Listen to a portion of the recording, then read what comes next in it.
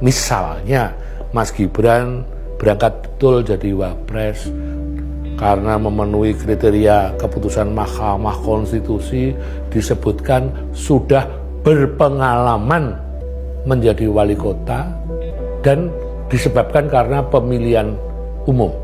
Berpengalaman 2 tahun. 2 tahun kok berpengalaman? Ukuran saya itu moral. Kalau saya melihat dari perspektif budaya itu moralitas, kepatutan. Apa ya pantas? Peristiwa kemarin ini, rentetan peristiwanya itu bagi saya ya, ini memberikan pembelajaran politik apa kepada publik? Pembelajaran apa yang bisa dipetik? Misalnya satu contoh, Kaisang dalam 2 hari jadi anggota partai, hari ketiga jadi ketua umum. Saya tidak mengatakan di situ ada peran Pak Jokowi atau tidak ya, tapi bahwa ada fakta seperti itu. Pembelajaran kepada publik adalah, oh ternyata menjadi manusia instan itu sangat dimungkinkan di Indonesia. Bayangkan, kalian ini, orang-orang ini untuk menjadi pemimpin, naik jadi kelas manajer saja, atau naik kepala bagian saja, harus berjuang, gigih berjuang menjadi orang yang dipercaya, berpengalaman, sampai akhirnya naik pangkatnya. Itu baru level ini loh, kepala bagian, kepala seksi, kepala dinas.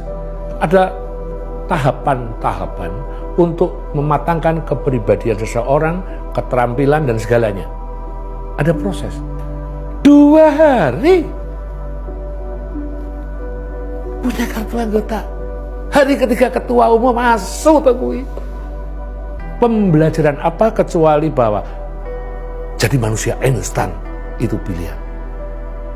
Bayangan itu kalau nanti anak muda yang sedang bertumbuh hari ini, anak-anak remaja yang bertumbuh hari ini melihat peristiwa itu, oh kalau gitu aku jadi Tarsan saja, gandul nama besar ayahku, gandulan jadi Tarsan, bisa lompat ahistoris, instan, nggak ada etos, nggak ada kegigihan perjuangan. Bayangkan ketua umum partai, wow, nasional lagi. Pembelajaran apa? Terus andaikan kemudian misalnya Mas Gibran berangkat betul jadi wapres karena memenuhi kriteria keputusan Mahkamah Konstitusi, disebutkan sudah berpengalaman menjadi wali kota dan disebabkan karena pemilihan umum. Berpengalaman 2 tahun, baru jalan 2 tahun, tugasnya itu 5 tahun. 2 tahun kok berpengalaman. Lah saya ini belajar jadi aktor 25 tahun, saya itu baru menerima upah jasa sebagai aktor, mendapat legitimasi, pengakuan, menerima honorarium sebagai aktor 25 tahun. Saya lalu merasa berpengalaman. Hari ini saya bisa transfer knowledge, berbagi pengalaman saya sebagai aktor, karena saya sudah merasa berpengalaman. 1/4 abad lebih, sekarang sudah 40 tahun saya berteater.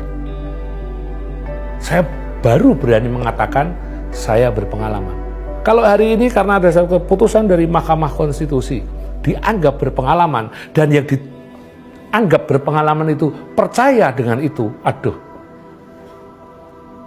Dan itu posisinya nanti adalah wakil presiden. Saya sedih. Tingkat kepatutan, kepantasan, kesadaran diri. Kok aku cuma jadi benalu ya? Saya tuh malu. Oh, ayah saya itu juga orang terkenal ya. Pak Bagong Kussudiardja itu terkenal. Saya waktu itu berusaha menjauh untuk tidak menjadi benalunya, tidak ingin menjadi Tarsannya Pak Bagong. Saya menghindar. Saya ingin tersandung-sandung. Saya ingin berjuang dari nol. Orang mengakui keaktoran saya bukan karena saya anaknya Pak Bagong, tapi karena saya memang mampu bermain. Saya jadi penulis misalnya. Ya saya memang harus bekerja keras. sampai tulisan saya itu bagus dan dipercaya oleh khalayak. Gitu. Itu etos